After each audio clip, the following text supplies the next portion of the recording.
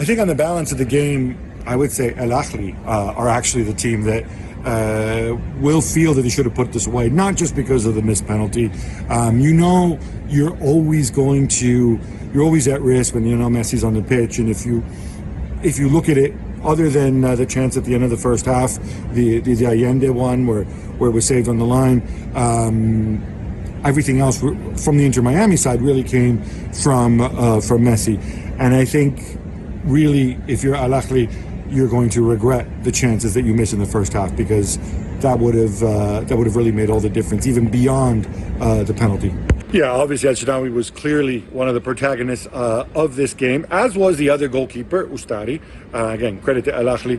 I mean, you asked to make comparisons with El Khadari, of course, is I think one of the all-time greats.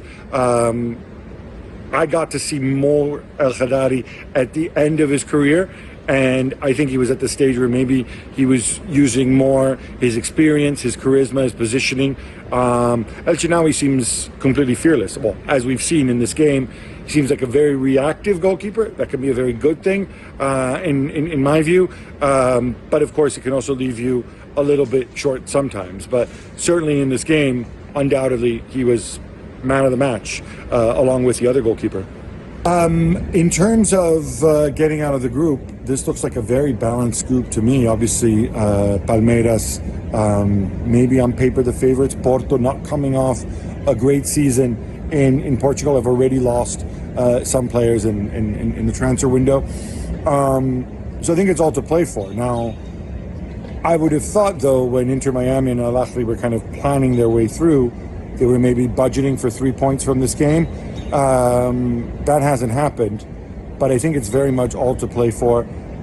I might lean Palmeiras and Al-Ahli to get out of this group. I didn't like what I saw from Inter Miami.